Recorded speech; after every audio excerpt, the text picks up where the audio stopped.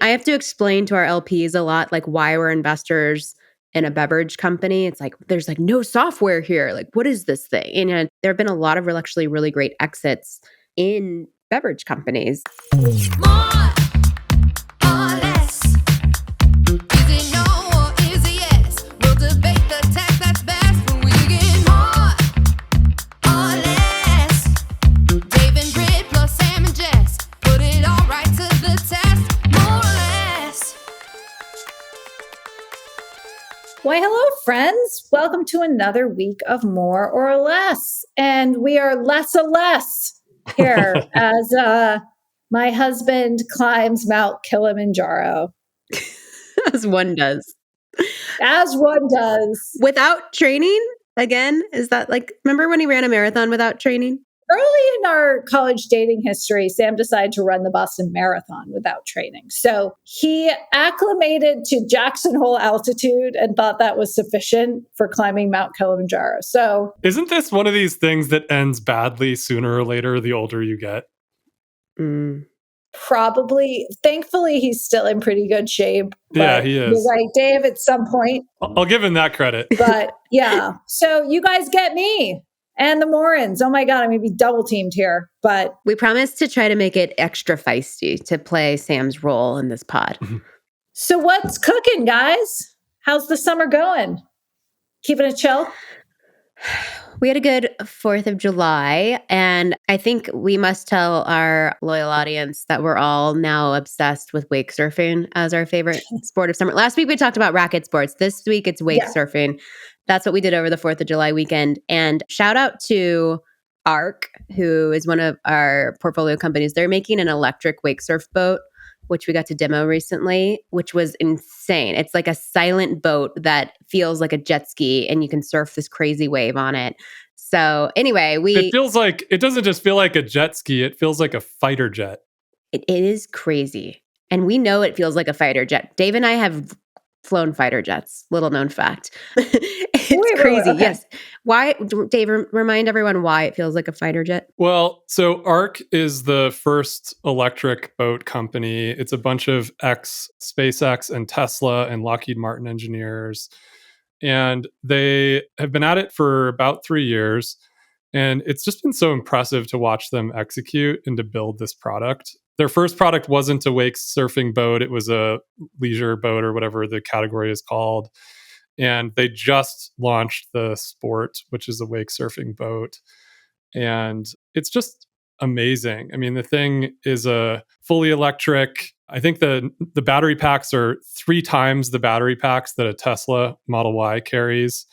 So it's possible for this thing to be on the water for over 8 hours, no problem. The torque is unbelievable, and they can use software to control and make the wake better. So like, what is the hard part about building an electric boat? Is it battery life, or like why, like, because we have other electric vehicles, like why don't we have more electric boats?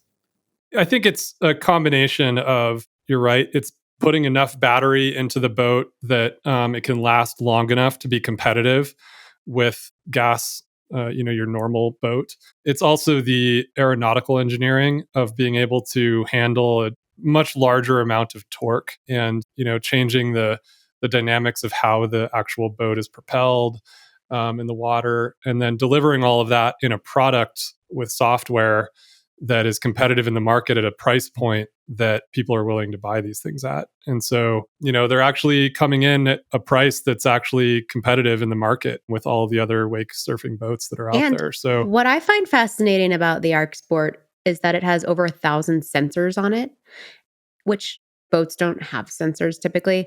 And beyond that, you get software updates like a Tesla. And so typically boats are one of the most notorious for declining in value the moment you take it off the lot, right? But these get software updates that make it stronger, more powerful.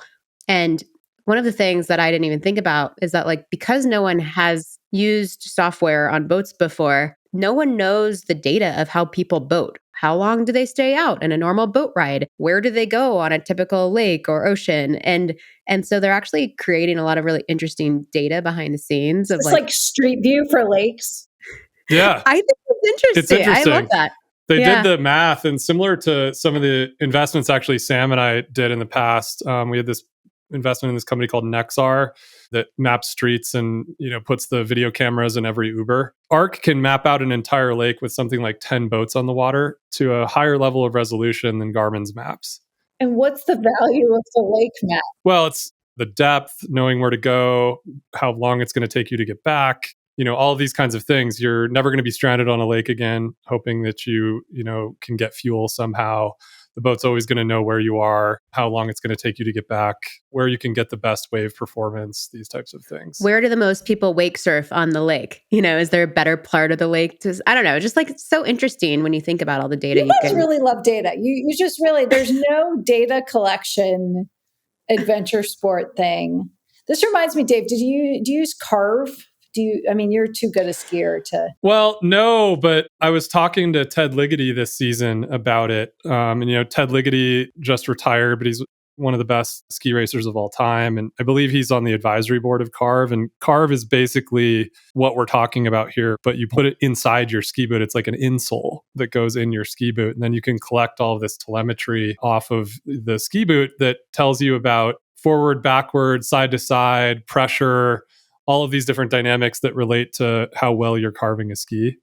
And I haven't tried it yet. And I was actually quite skeptical until I talked to Ted about it, who's arguably one of the best carving skiers alive. And he was just using it like recreationally. Yeah. Yeah. And he really loves it actually for improving his own carving. So I actually do want to try it this season and see how well just having that feedback loop improves your ability to improve at the sport. Because we all know that getting better at a sport frequently has to do with having a good coach that simply can give you feedback on how well you're doing and, how you can adjust your next shot or your next turn or your next surf. And so whether or not you can do that. And I should say that's the other fun thing that the Arc has. It's got cameras integrated all over the boat. And so it automatically collects video of your wake surfing, both from like the bow and the tower. You need all the angles. Video and automatically edits. Yeah, it gets it all for you. So got to get that Instagram reel out there, Dave. Got to get it out, Do it for the gram, guys. Well, I think this ends our quantified segment of sporting, but I'm glad. I have no need to buy an electric quantified boat, but I'm glad you guys. Have you invested? You do have a need to surf behind it. Yeah. Oh yeah, I'll surf behind any boat, but I don't know how big the market for that puppy is. But that's another topic. Speaking of products that we love, guys, we've got to celebrate the frequent. I'm holding up an Athletic Brew non-alcoholic beer here. I'm on the East Coast, so it's beer time. How amazing for those guys. Big news, right? Fundraise this week, non-alcoholic beer. Cheers. What did they raise? On what valuation? And what are their metrics? These are all good questions, Britt. That you're the investor, so I don't know. But I think they raised from General Atlantic. Wow. Cool. They Cool. raised 50, I think.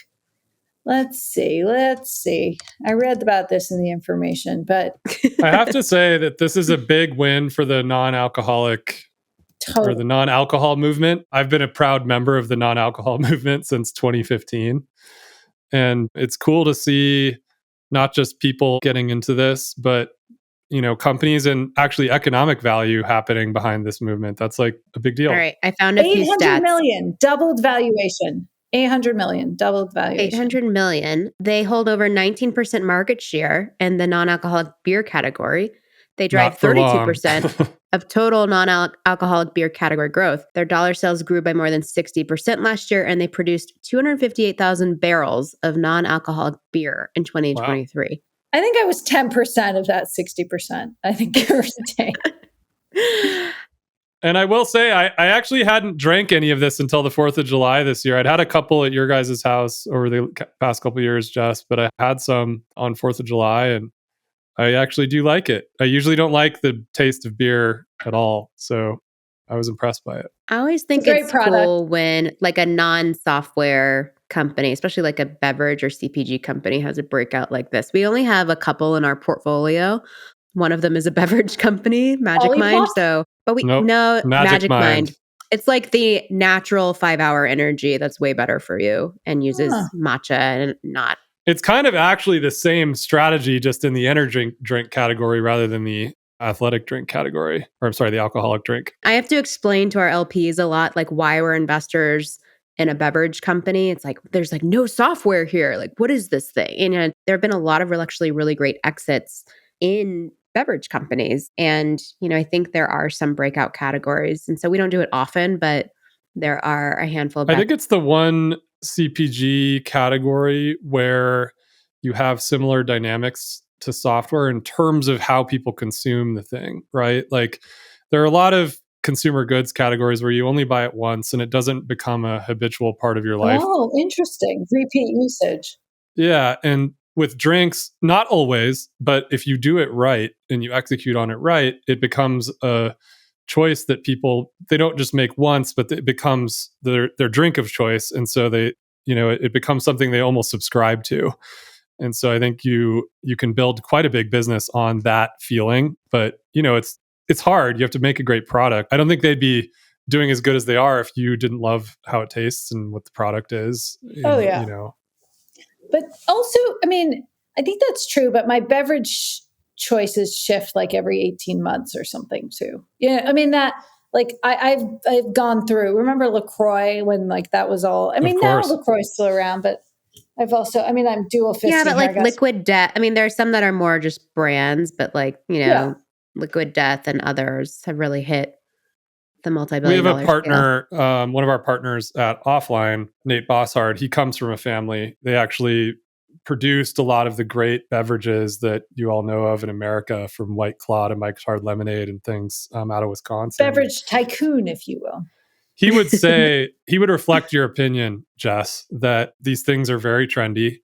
And so to build a business, the skeptical take is that you're absolutely right, that people latch on to something, they stick with it for, call it 3 months to 18 months tops, and then they move on to the next great thing. And so the way to build a business here is you've got to have the next thing, right? You've got to have the White Claw that comes after the Mike's Hard Lemonade or whatever. And that's the really difficult part about building a business, is you've got to build a real portfolio or a platform, as it were. Athletic's doing that too, because I had one of it's a non-alcoholic drink, but it's not a beer. It was quite good, but it was more like a refreshing spritz, perhaps we would say. Ooh, anyway.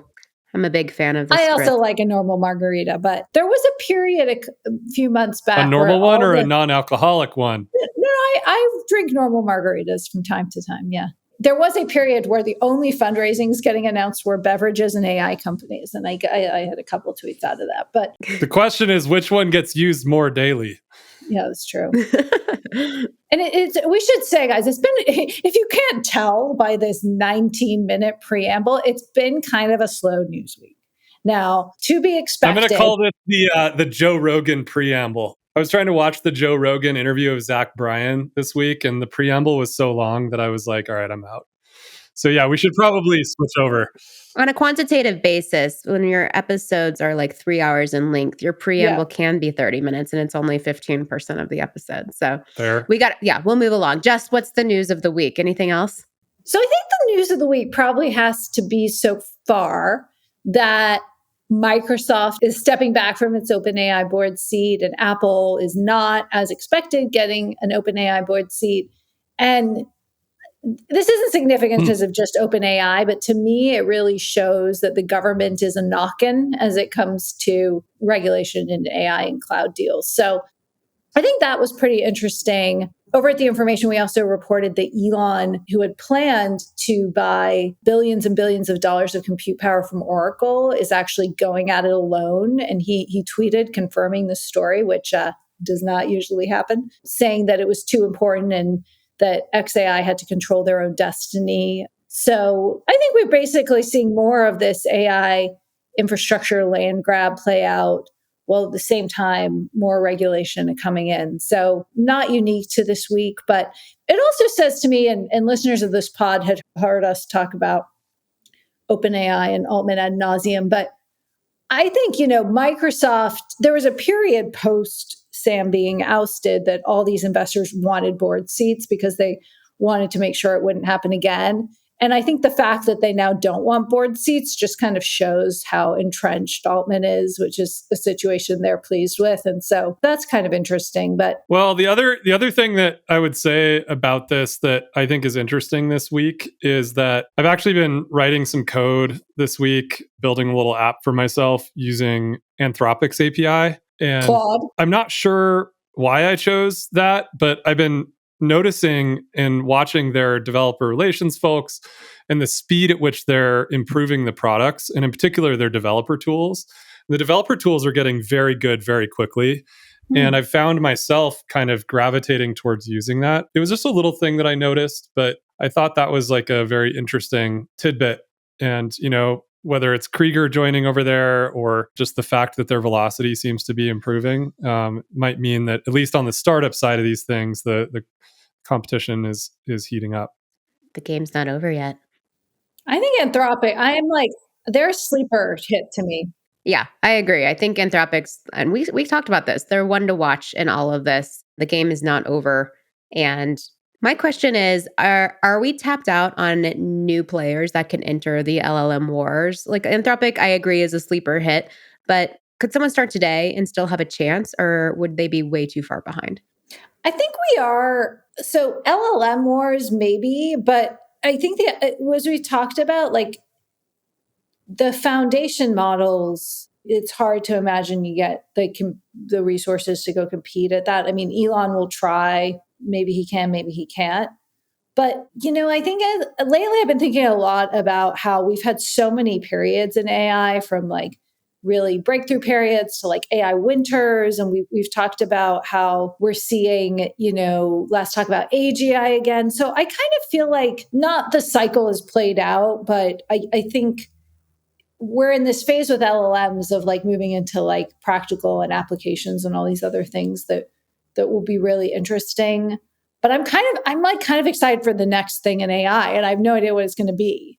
But like I'm interested in waiting, and I realize I could be waiting decades or I could be waiting days. I have no idea. Like that's kind of the world. So yeah, but like moving into the practical. I mean, have you guys ever tried? It's magical. You can take a spreadsheet and you can turn it into a list.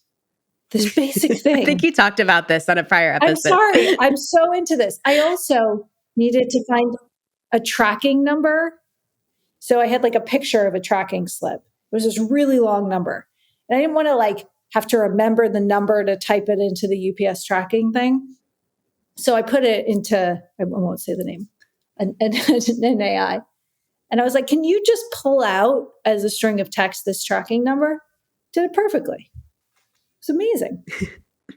This is what we're at, guys. I love the little, I know, it's okay. We can celebrate the little things. But Jess, you were mentioning it's a slow news week or slow news cycle. I think we're all aware that summer is generally slower on the news front because founders know that, venture capitalists and reporters, everyone's, and even the big tech companies, they just aren't announcing much stuff. Consumers are offline and, on vacations and stuff. So I thought maybe, if you don't mind, I would love a little behind the scenes from you on like what goes into the Modern Press Playbook. What are you seeing in terms of like how founders and venture capitalists are approaching reporters to get their voices heard, their stories out there? And is that changing over time?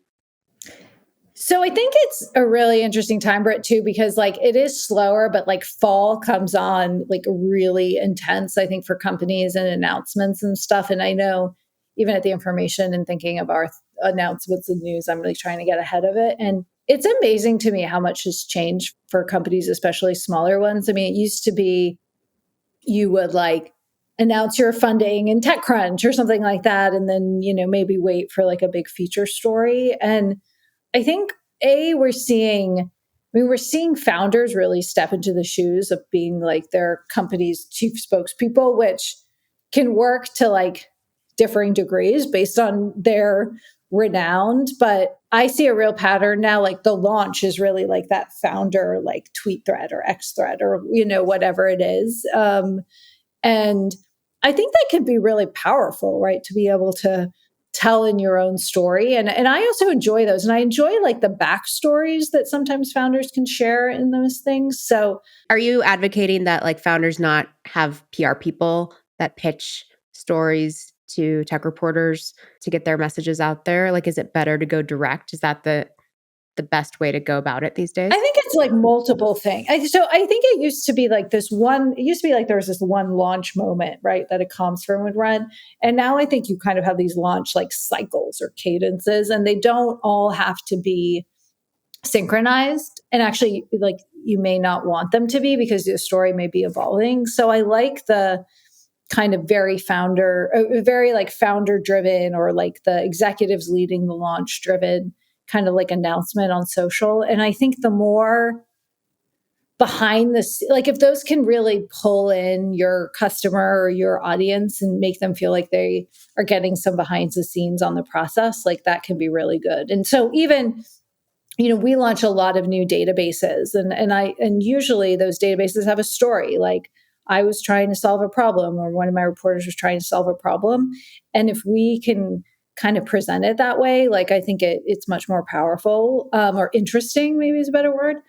But I still think that like at some point in the launch, a killer feature in some publication is going to help you, right?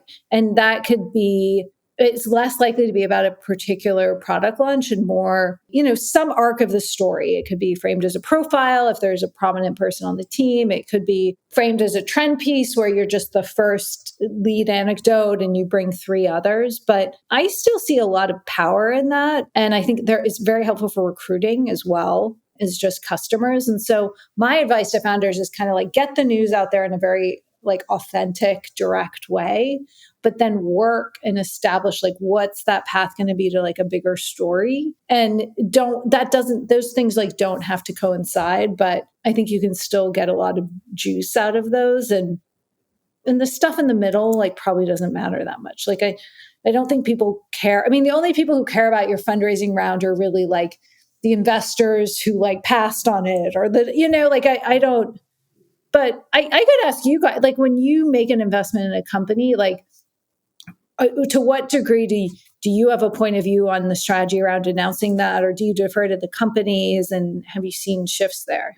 Well, I was going to actually call that out because I'm working with a company right now who wants to do like a big flashy press moment in September, not over the summer because no one's paying attention right now. They are in like private beta. So there are some people using the product and they're afraid that it's going to get scooped before September.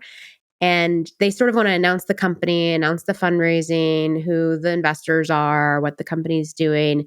And it's like, I'm trying to coach the founder on the best way to do this. Tell me if this was good advice. But I don't know that you just like spray it out there to every reporter. I think it's better to have like one good exclusive Oh, where you can absolutely. really No go question. behind the scenes.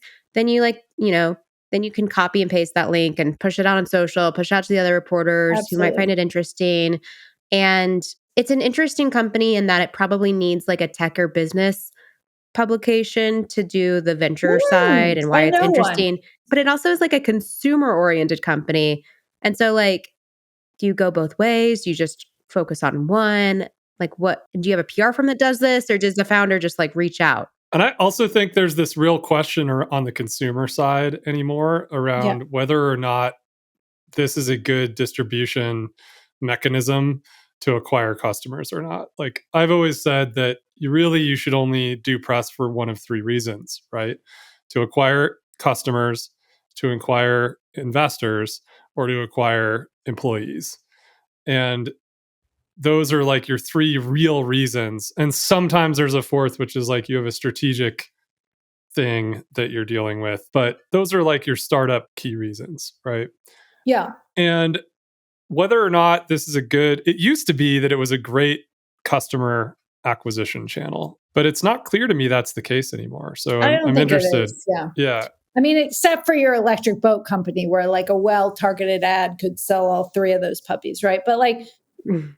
so Britt, you're absolutely right that like one story that's working with a reporter who and again, I get to wear both hats on this too. Like, you want someone where you can control the framing, right? As much as possible, right? So you want a place that has authority and objectivity, and you're going to give up a certain amount of control, and that's part of why you're doing it in a publication, and getting that authority and trust of their community. But you also just want to like the framing really matters, the angle they really take, like all of that. And one powerful piece in that forum, even if you're not going to agree with every line in the story, but it can be so valuable. And to the degree, this has been my press strategy with the information over the years. And every like 18 months to 2 years, I just kind of like want that updated version of what we're up to.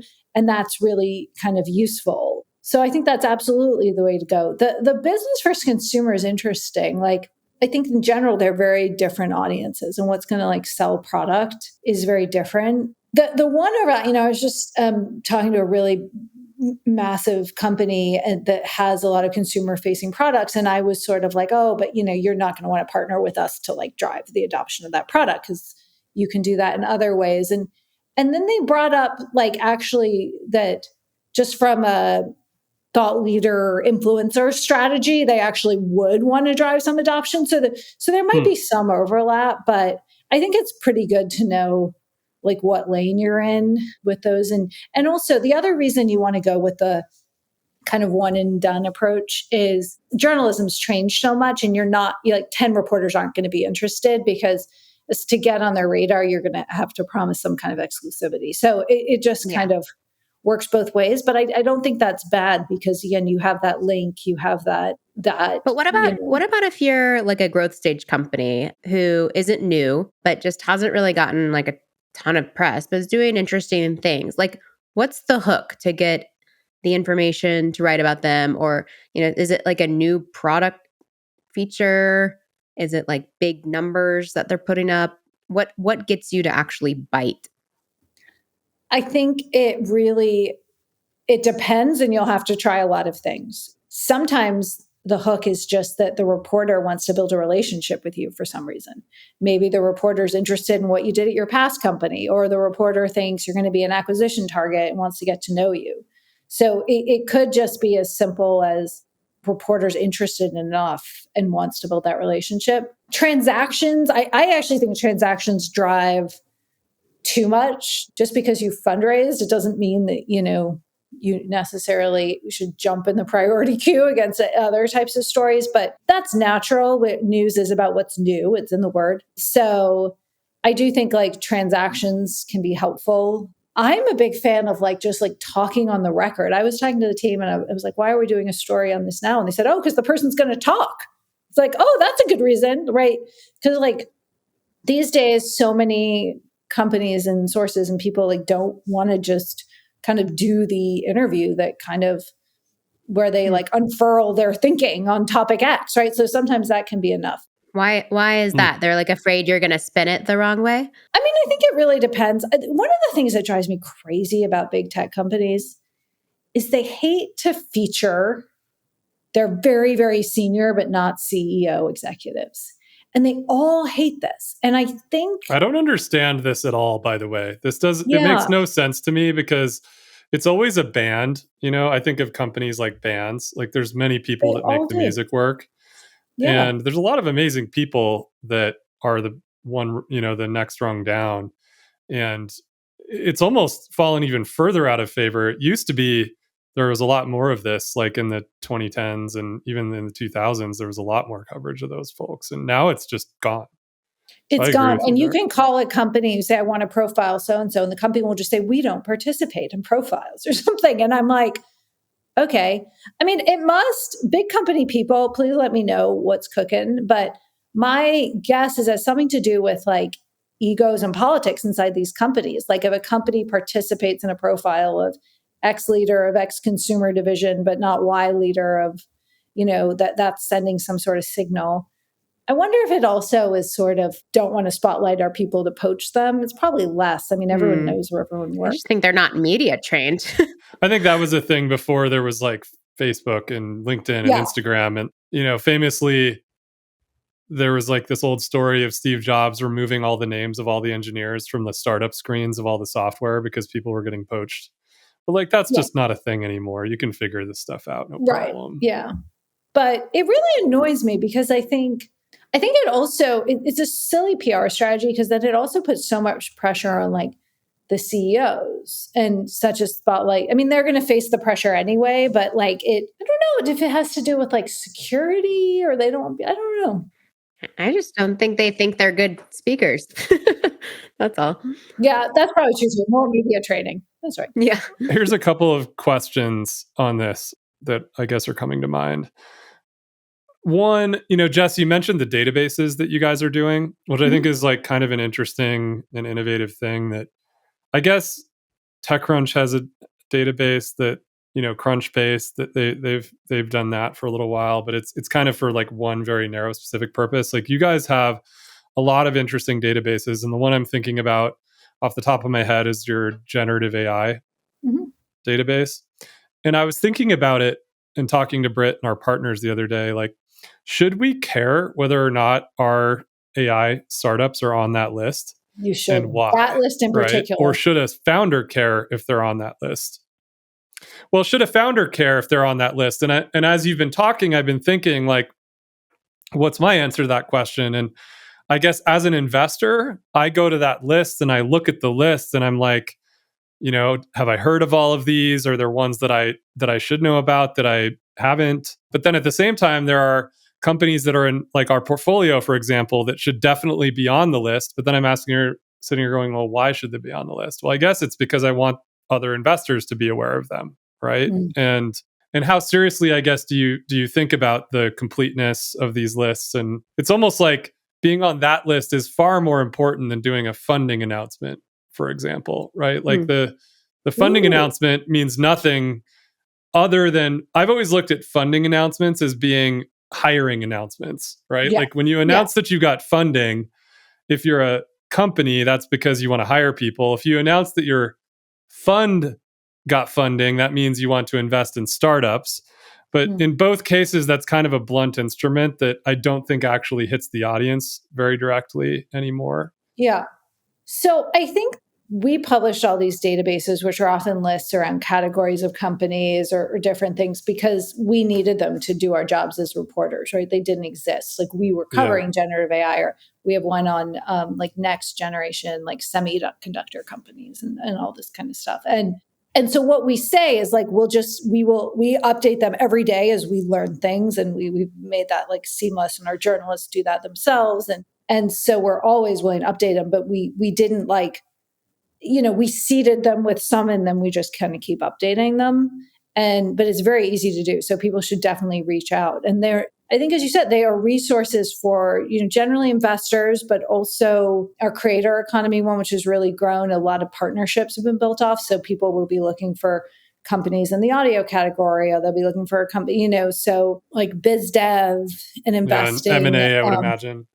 And then M&A, yeah. And then what we do is we are increasingly, as we built these up, we're running a lot of analysis on top and using them to generate further coverage. So we just did one on the investors who have the most AI exposure, for good or bad. It could go either way, right? And so we're saying it's based on this database, which may not have everything, but there's a lot of news now being driven off them as well. So it's interesting. And I think that's a good like, if I can universalize that a little bit as it relates to like the modern PR playbook, it's really to like understand key resources in the industry overall in your area, whether that's like events you want to participate in, lists. I suppose this was it's almost like these lists are way more important than I think people realize, right? Why don't you make them more of like a wiki then, where people like we could add our, portfolio companies that should be on that list? We could. We just would have to verify it, because that's unfortunately the business we're in. But don't you think that would add to the completeness, like Dave was mentioning? Yes, I do. And some of them might actually have an email address to do that. But yes, I think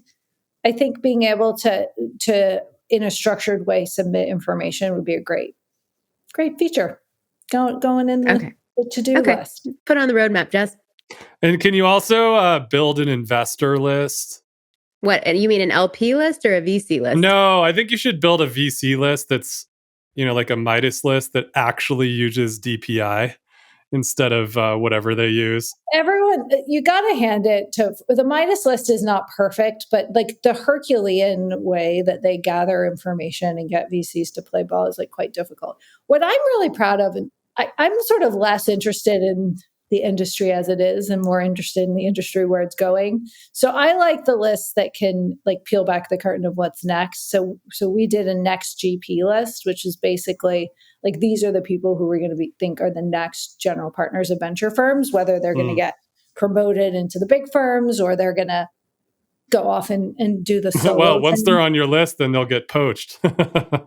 Yeah. I mean, there is a little bit, you have to like worry about that. But that was probably, I mean, I think it's probably been one of the highest engagement lists we've ever done. And we're going to keep updating it. And behind the scenes, like, I don't know, 6 months of reporting went into that. Like, we don't just pull these names out of thin air, right? I mean, there's a lot of reporting. Well, that's what I was going to ask, because a lot of venture firms now have PR agencies and in-house PR too. And like they're pitching you all the time, I'm sure. Are they like, check out our amazing principal who's on her way to GP, put her on the list for next year? Like because I know that happens with the Midas list. Yeah, I mean, you publish every list and you probably get a flurry of people who are like, for your next version of this list, please consider. But no, my experience, I mean, the risk of pissing them all off, VC comms people are essentially no comment on deal we know is about to happen, right? Like I think VC that now that's sort of the B levels. Like I think the A levels are more active in just building relationships with their partners in their partners' areas of expertise. And so their strategy is again to like position their partner as like having thought leadership in areas where they might want to do deal flow. But there's some of that, but it's actually a lot of the same dynamic of the big companies. I think people are very reluctant to like publicize their people there's usually a very small group that's like anointed to do that. And so, yeah, you also get a lot of people who are sort of miffed to be on these lists because they don't want to raise eyebrows. I mean, the banks are actually the worst. I mean, we've tried to do sort of the up and coming tech bankers. And like, we've had one big bank call us and they're like, if you don't list these 3 people, you'll get an interview with our CEO. And like, you say that and my alarm's like, oh, sounds like we're listing the 3 people. Sounds like we got the right 3, Yeah, I was going to say, I hope that you listed them anyway. Of course. I mean, but then it's also like, well, but is there anyone else we should let, right? Like, but they just don't. They were which is crazy because you talk about tech banking. It's like, it's a pretty competitive industry, right? Like you'd want to put forward all your people, but the internal politics are such that so thick is like, yeah, guys, we should almost wrap because my mother, who's doing grandmother duty, has asked me where I am, and she's the only one who I can't stand up. So. Okay, but let's do one more, and then we'll wrap it up. Okay, so I guess that we talked about founders, but for venture firms, what is the meatiest way to pitch a tech or business pub? Like the information. What kind of story are you looking for? And what does the firm want? The firm wants a story about the firm, or the firm wants a story about? I think they want to be more prominent. Give us your returns. That's what you want is returns. But it's not happening at all in venture capital. But nobody has that. Yeah. What's number 2? If it's a story about like the fund, right, and their strategy and why it's working, I mean, that's what I want. A little bit like more macro then. To the FOIA request to get your like Cambridge, through. Like you don't have to turn over information you can't turn over or whatever. But that's a great point, Dave. Like those are hard to come by and sort of lagging indicators in some ways of some things, right? And so I think it's really, really hard to write about like firms and their performance, which is a problem because then you get an over-indexing on firms that are good fundraisers or firms that, this whole AUM versus DPI kind of thing, right? And I think that distorts the narrative pretty dramatically. So yeah. I would say returns but also like if you can put LPs on the phone, right? Like there's proxies for returns, right? In different ways. And I think that can be really great too. But in my experience, most venture firms don't want to be written about. Well, I don't know about that. At the end of the day, everyone wants to get the word out, in particular about what their interests are, right? Like that's the Yes. main thing that differentiates all firms is Yes. either their strategy, meaning how they allocate their capital. Are they just allocating it directly? Do they have an incubator program? Do they have a studio like we do or something like that? And they want to then get out the word to the right founders to give them a call when they're raising money, right? And they don't want all founders usually. They want the ones in the areas that are in their thesis. And Yeah. I do feel like that's actually, other than just tweeting all day, which is what a lot of people do, Or it's hard podcasting. to get, it's hard to kind of get that message out, or doing podcasting like you said. But that seems like this question that I don't have a good answer for. Yeah, the other way, and then I do want to go because my mom keeps texting me. Thanks, Mom. Love you. Commenting on the record about industry trends is also good, right? Like, so, we were really interested in the information and stories about venture firms that were not investing in AI back 6 months or something like that.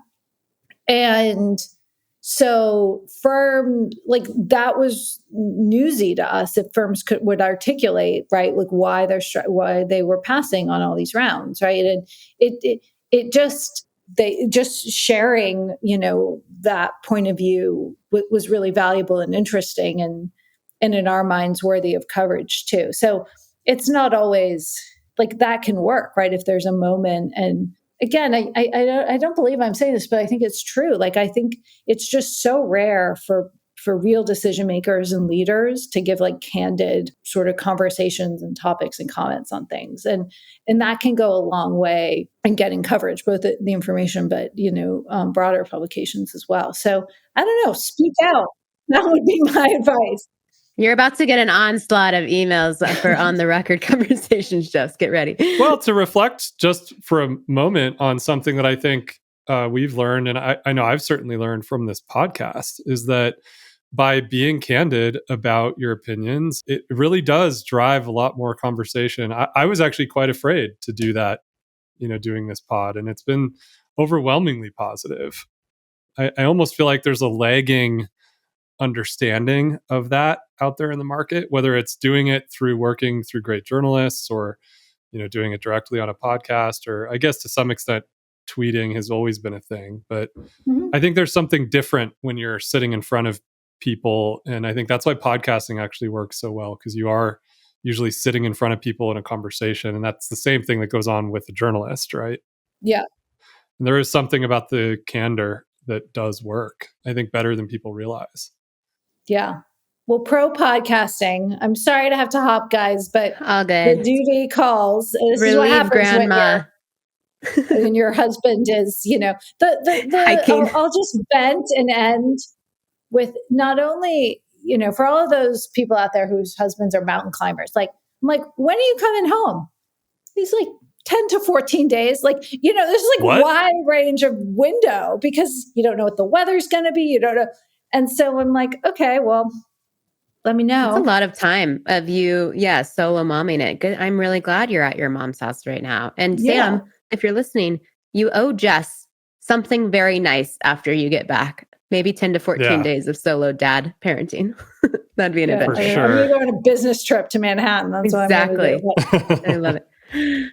Okay, folks. Always fun to chat. And thank you, as always, to our listeners. We hope you're having a restful and productive summer, and thinking about getting the time in to think about the fall, which is going to come with a fury. And I think there's still going to be quite a bit of news left for us to discuss. So we will see you back here next week for another episode of More or Less. Bye-bye. Thanks, Bye, guys. If you enjoyed this show, please leave us a virtual high five by rating it and reviewing it on Apple Podcasts, Spotify, YouTube, or wherever you get your podcast. Find more information about each episode in the show notes, and follow us on social media by searching for @MoreOrLess, @DaveMorin, @Lesson, @JLesson, and as for me, I'm @Brit. See you guys next time.